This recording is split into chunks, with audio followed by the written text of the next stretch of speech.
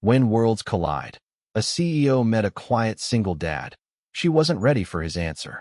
The answer he gave changed everything. In just 7 words, this quiet single father shattered every assumption Alexandra Hayes had built her empire upon. But I'm getting ahead of myself. If you're moved by this story of unexpected connection that transcends social barriers, please hit that like button and subscribe to our channel for more life-changing narratives that remind us what truly matters. Alexandra Hayes stepped out of her Tesla Model S, designer heels clicking against the pavement as she approached the elementary school. At 42, she commanded a technology empire valued at over $3 billion. But today she wasn't here as the CEO of Innovatech. Today, she was fulfilling a community service requirement for her company's latest tax break, reading to 3rd graders at Oakwood Elementary, a school in one of the city's struggling neighborhoods. She checked her watch, an unnecessary gesture since she knew exactly what time it was. 10 minutes. She'd give these kids 10 minutes of her precious time, smile for the mandatory photos her PR team would plaster across social media, and be back at her office for her 1 o'clock meeting with Japanese investors. The school principal, Mrs. Chun, greeted her with excessive enthusiasm. Ms. Hayes, we're so honored to have you with us today. The children are beyond excited. Alexandra offered her practice smile, the one that appeared on magazine covers but never quite reached her eyes. Happy to be here, she lied smoothly, following the principal down hallways with peeling paint and outdated educational posters. Room 23 was buzzing with the energy only 8-year-olds possess. 26 pairs of eyes turned toward her as she entered, some wide with recognition, others merely curious. Alexandra had prepared for this.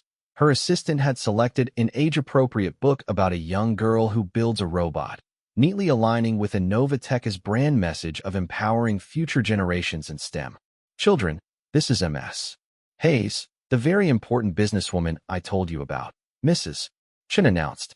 She's taking time from her busy schedule to read to you today. Alexandra had performed this routine before. She sat in the too-small chair at the front of the classroom, crossing her ankles carefully as she balanced the hardcover book on her lap. As she began reading, she found herself watching the children more than the pages. Some leaned forward, genuinely captivated. Others fidgeted, attention drifting. In the back row, a small girl with dark braids and eyes too serious for her age seemed to be studying Alexandra rather than listening to the story. When she finished reading, Mrs. Chun led the class in a round of applause. Does anyone have questions for Ms. Hayes about being a business leader? Hands shot up around the room. Alexandra fielded the predictable questions with practiced answers. Yes, it was possible for girls to be bosses too. No, she didn't build robots herself. She had engineers for that. Yes, she had gone to college, Harvard Business School, in fact. Then the serious-eyed girl in the back raised her hand. Are you happy? The question caught Alexandra off guard. Children usually asked about her car or if she was rich. I'm very successful, she answered carefully. That's not what I asked. The girl persisted, her gaze unnervingly direct. My dad says success and happiness aren't always the same thing. Something uncomfortable stirred in Alexandra's chest. Your father sounds wise. What does he do? He fixes things. And he takes care of me since Mom died. A momentary hush fell over the classroom. Mrs. Chin quickly intervened. Thank you for sharing, Zoe. Let's thank Ms. Hayes for visiting today.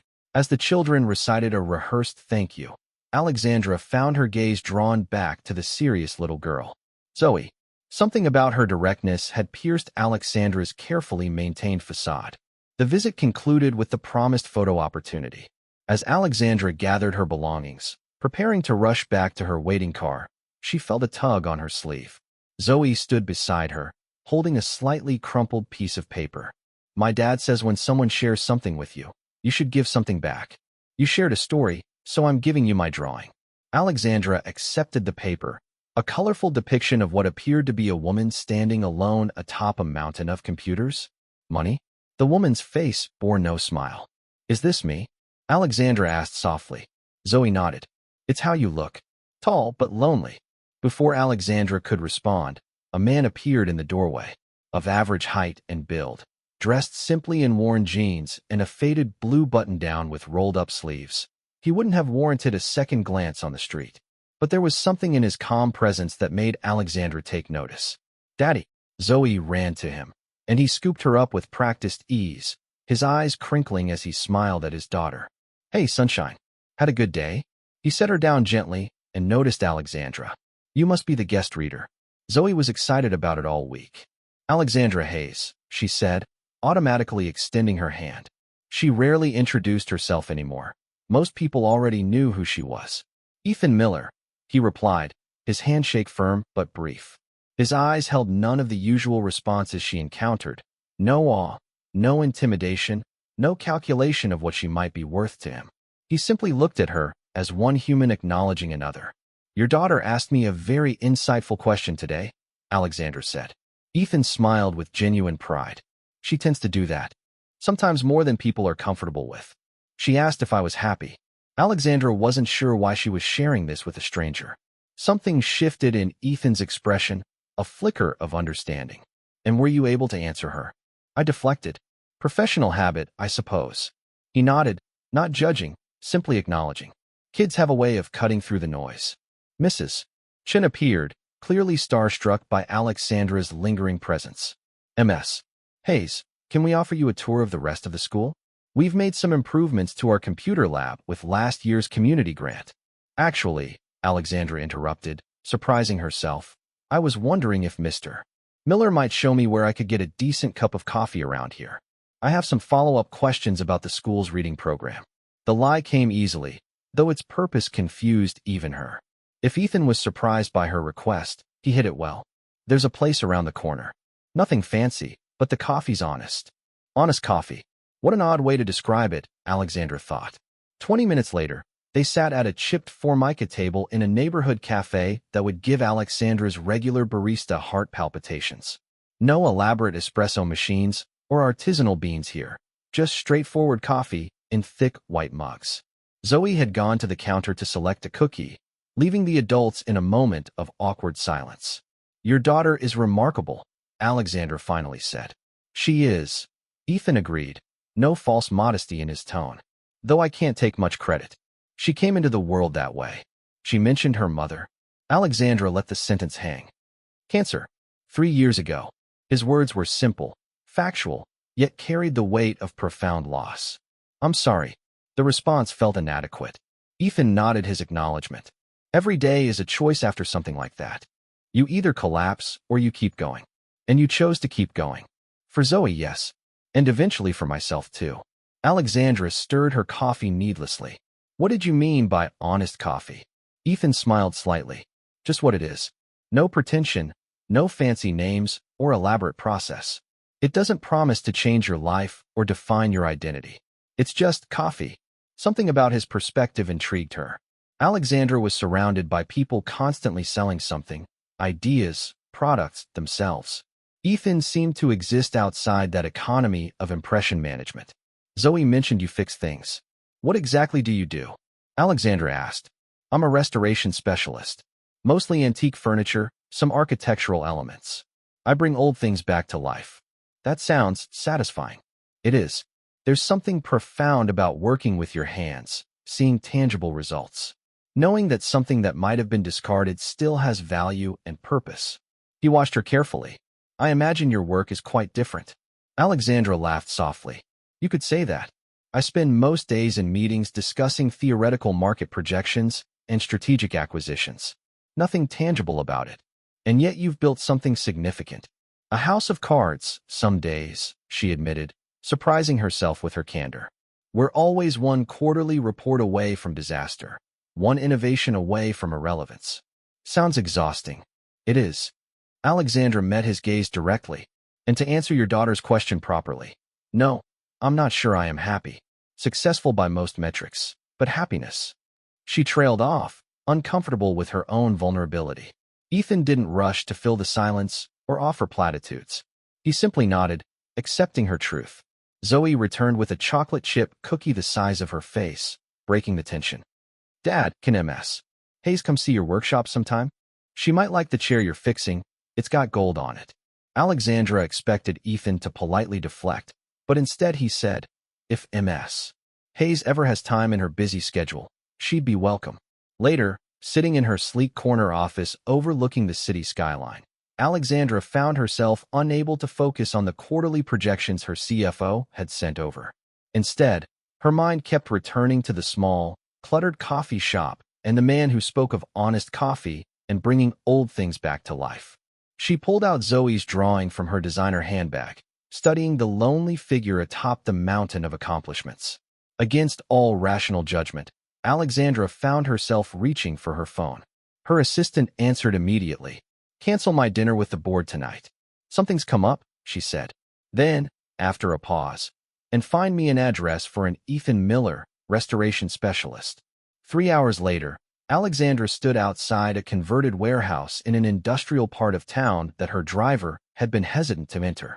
A weathered sign read Miller Restorations in simple lettering. Taking a deep breath, she pushed open the door. The scent hit her first: wood, varnish, something earthy and genuine.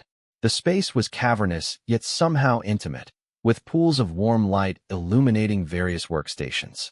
Classical music played softly in the background. Ethan looked up from where he was carefully applying gold leaf to what appeared to be an antique chair leg. Surprise registered on his face briefly before he composed himself. "Ms. Hayes, this is unexpected." "Alexandra, please," she said, feeling oddly self-conscious in her designer's suit among the raw, honest elements of his workshop. "I hope I'm not intruding." "Not at all." He set down his tools carefully. "Zoe's at her grandmother's tonight. School night rule. She helps in the shop on weekends only." Alexandra moved closer, genuinely curious about his work. "Is this the chair with gold that Zoe mentioned?" "It is. Louis XV style, probably 1760s. Someone painted over the original gilding in the 1970s, a crime against craftsmanship." His fingers traced the delicate curves with obvious reverence. "I'm bringing her back to her former glory, one careful layer at a time." "How long does something like this take?" "This piece? About 2 months of work. You can't rush restoration if you want to do it right." Alexandra tried to imagine spending 2 months on a single project. In her world, 2 months was an eternity. Companies rose and fell in less time. "That requires extraordinary patience." "Or stubbornness," he smiled. "Can I ask why you're here, Alexandra?" The directness of his question was refreshing after years of people dancing around her. "Honestly, I'm not entirely sure. Something about our conversation earlier stayed with me. Maybe I wanted to see what honest work looks like." If he was offended by the implied contrast with her own career, he didn't show it. Instead, he gestured to a workbench. "Would you like to try something?" "Try? Restoration. Just a small piece. Sometimes understanding comes through doing." She glanced down at her tailored suit. "I'm not exactly dressed for manual labor. I have a shop coat you can borrow. Unless you have somewhere else to be." Alexandra thought about her empty penthouse apartment, the emails that would continue flowing regardless of whether she answered them tonight or tomorrow. "No," she said finally. "I don't have anywhere else to be." An hour later, Alexandra found herself seated at a workbench, sleeves rolled up beneath a worn canvas shop coat, carefully removing decades of built-up wax and dirt from a small wooden box with gentle strokes of steel wool and mineral spirits. Ethan worked nearby, occasionally guiding her, but mostly letting her discover the process herself. "There's something meditative about this," she admitted, watching as the wood's natural grain emerged from beneath the grime. "That's the secret most people miss in our rush world," Ethan said. "Restoration isn't just about fixing the object. It's about learning patience, developing relationship with materials, understanding that you can't force things. You have to work with the nature of what's already there. In my business, we're all about disruption, changing the nature of things." "And how's that working for your inner peace?" he asked, the question direct but his tone gentle. Alexandra's hands stilled on the box. "Not particularly well," she admitted. "I've built this company from nothing, achieved everything I set out to do professionally, and yet, he echoed, understanding in his eyes. "How do you do it?" she asked suddenly. "Lose your wife, raise a child alone, work with your hands for what I assume is a fraction of what you could make in a corporate setting, and still seem so content." Ethan set down his tools and gave her question the consideration it deserved. "After Sarah died, I was forced to reconsider everything. What mattered? What didn't? I had been on a corporate track myself, architectural preservation consultant for a big firm. Good money, prestigious projects, 80-hour weeks. When she got sick, I realized I'd been spending my life preserving historic buildings while my own life was crumbling. He moved to a small refrigerator in the corner and pulled out 2 bottles of water, offering her one. After she was gone, I couldn't go back to that life. Zoe needed me present, not just financially, but actually there. And I needed purpose that felt tangible. So I started this place. Was it terrifying? Starting over? Absolutely. Still is, some days. But there's clarity in necessity. And freedom in choosing your own definition of success. Those 7 words hit Alexandra with unexpected force. Your own definition of success. She had never considered there might be multiple definitions, only the one she'd been chasing her entire life. What's yours? She asked. Your definition of success. Enough to live with dignity. Work that respects my integrity. Time to be present with my daughter. Occasionally, moments of joy. He smiled slightly. A good day's work followed by a peaceful night's sleep. The simplicity of it struck Alexandra as both radical and profound. And yours? He asked. She opened her mouth to give her standard answer about market dominance and innovation metrics, then closed it again. I don't know anymore, she finally admitted. For so long, it was about proving something, to my father, to the men who said I couldn't, to myself. Now that I've proven it, I'm not sure what's left. Perhaps that's a gift, Ethan suggested. The chance to redefine on your own terms. They worked in companionable silence for another hour, the classical music providing a soothing backdrop. Alexandra found herself losing track of time, focused entirely on the small wooden box taking shape beneath her hands. When Ethan finally suggested they stop for the night, she was surprised to see it was nearly 10 o'clock. I've kept you far too long, she said, suddenly aware of the imposition. Not at all. It was nice having company. Something vulnerable flickered across his face. The evenings can be quiet when Zoe's not here. As she prepared to leave, Alexandra looked back at the small box she'd been working on. When will it be finished? That depends, Ethan said, on whether you'd like to come back and complete it yourself. The invitation hung in the air between them.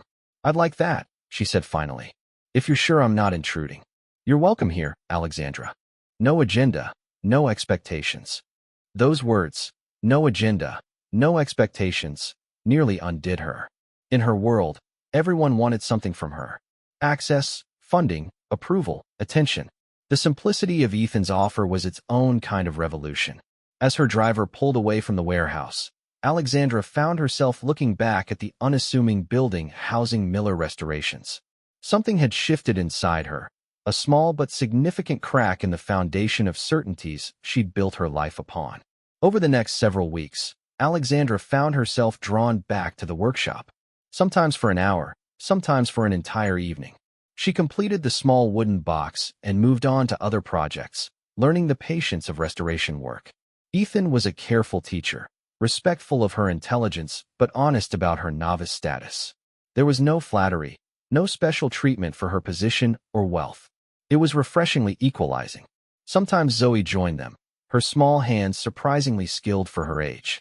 The child's directness continued to both challenge and charm Alexandra. Why don't you have kids? Zoe asked one evening as they shared pizza at the small table in the corner of the workshop. Zoe, Ethan warned gently. That's a personal question. It's all right, Alexandra said. I never made time for a family. My company became my baby, I suppose. Can't you have both? Zoe pressed. Alexandra considered the question seriously. Some women manage it beautifully. I wasn't sure I could give proper attention to both, so I chose my career.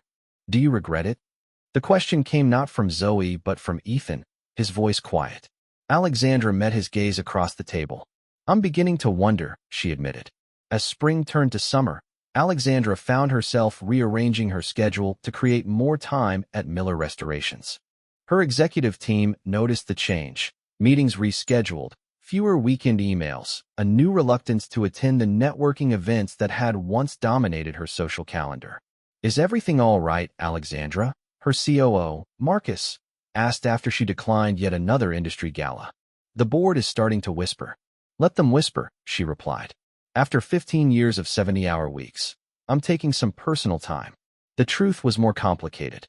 Her time with Ethan and Zoe had become a window into a different way of living. One measured not in acquisitions and stock prices, but in meaningful work, genuine connections, and moments of quiet joy. It both attracted and terrified her. One warm July evening, Alexandra arrived at the workshop to find Ethan loading pieces into his truck. "Sorry for the chaos," he said when he saw her. "Client emergency, an 1890s dining set that got water damaged in a pipe burst. I need to assess it tonight." "Oh, I should go then." "Actually," he hesitated, "I could use an extra pair of hands, if you don't mind a field trip."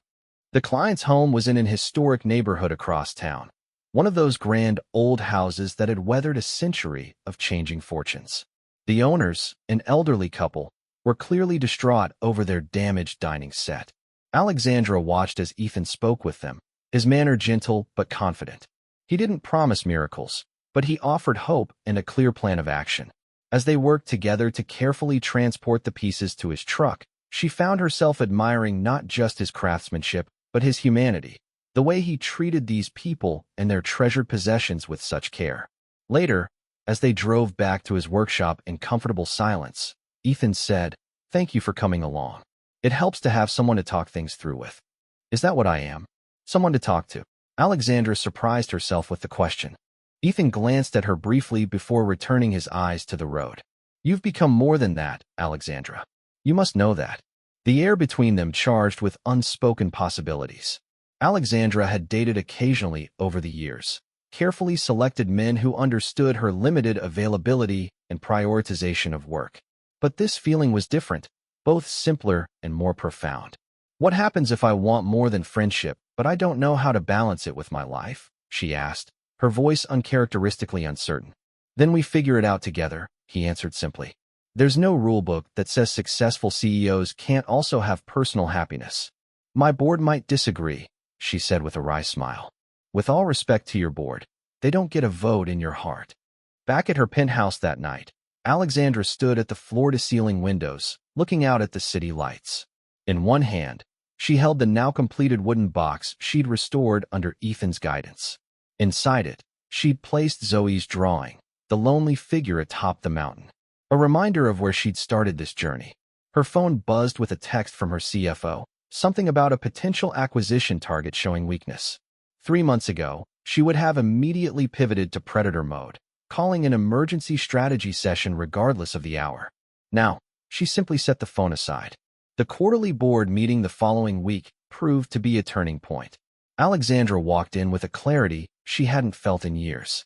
When the chairman began the standard review of growth metrics and competitive positioning, she raised her hand to interrupt. "Before we continue, I'd like to propose a shift in our company priorities." The room fell silent, all eyes on her. "For 15 years, we've defined success purely in terms of market dominance and shareholder returns. We've achieved extraordinary things by those metrics. But at what cost? To our employees who burn out at twice the industry average? To our customers who pay premium prices for upgrades they don't need? To ourselves, as we sacrifice everything on the altar of endless growth." She could see the shock on their faces, but she continued, her voice steady. "I'm proposing a new definition of success for Innovatech. One that includes sustainability, not just environmental, but human. One that values quality over quantity, purpose over profit, and well-being over workaholic culture." "Alexandra," the chairman said carefully, "while these are admirable sentiments, our fiduciary responsibility to shareholders can be met while also being responsible to humanity," she finished. "I've had our team prepare a 5-year transition plan that actually projects higher long-term profitability through reduced turnover, increased customer loyalty, and more thoughtful innovation cycles." For the next 2 hours, Alexandra laid out her vision for a company that could be both successful and humane. Some board members were skeptical, others intrigued. By meeting's end, she had secured provisional approval to pilot her new approach, with quarterly reviews to assess its impact. As she walked out of the boardroom, her phone pinged with a text from Ethan. "How did it go?" She smiled as she typed her response. "First step taken. Terrifying and exhilarating." His reply came quickly. "That's how all the best journeys begin." Over the following months, Alexandra worked to transform both her company and her life.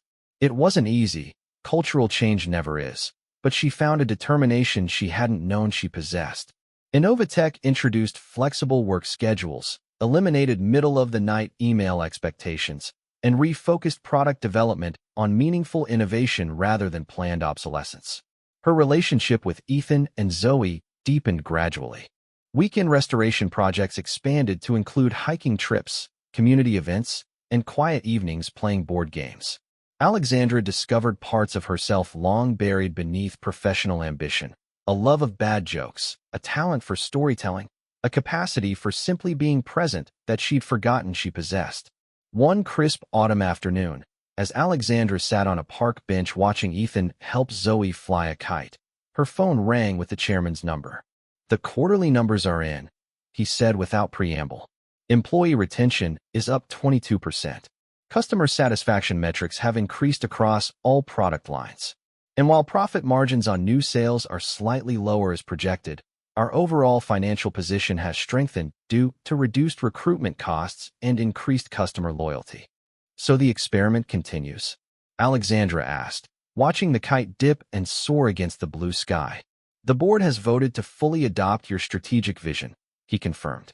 "Though some of us remain curious about what prompted this transformation in your leadership approach." Alexandra smiled as Zoe's laughter carried across the park. "Let's just say I found a different definition of success." Later that evening, as they walked back to Ethan's modest home, Zoe skipping ahead with the remains of her ice cream cone, Ethan took Alexandra's hand. "You seem lighter today," he observed. "The board approved my new direction for the company. Turns out you can build a successful business without sacrificing humanity after all." "I never doubted it," he said, squeezing her hand. "You just needed to give yourself permission to try." Alexandra stopped walking, turning to face him fully. "Do you remember the first day we met? When Zoe asked if I was happy?" He nodded, his eyes warm in the fading light. "I've been thinking about how to answer her question correctly. And I think the truth is, I wasn't happy then. But I am now." She took a deep breath. "You and Zoe have shown me what matters. Not the mountain of accomplishments, but the connections we build, the lives we touch, the peace we find in purposeful work and loving relationships." "That's quite an insight for a high-powered CEO," he teased gently. "I had good teachers," she replied, reaching up to touch his face. "Thank you for showing me that there are many definitions of success, and that I get to choose mine." As they continued walking, hand in hand, Alexandra reflected on the journey that had begun with a school reading assignment and a child's direct question. Her life was more complicated now in some ways. Balancing her evolving company with her growing relationship with Ethan and Zoe required constant attention and adjustment. But it was also immeasurably richer, fuller, more authentic. She had learned that success without happiness was an empty achievement, and that true wealth couldn't be measured in stock options or corner offices. The quiet single dad with his honest coffee and patient hands had given her the most valuable gift possible: the courage to restore her own life, one careful layer at a time, revealing the authentic purpose that had been obscured beneath years of striving. As Zoe ran back to them, grabbing both their hands to swing between them, Alexandra knew with certainty that she had found her answer. Success wasn't at the top of a lonely mountain. It was right here, in the messy, beautiful, imperfect connection of three lives discovering joy together. If this story touched your heart, please take a moment to like this video and subscribe to our channel. Your support helps us continue sharing these transformative stories of connection and purpose. Remember, true success isn't measured by what you achieve, but by the lives you touch and the love you share along the way.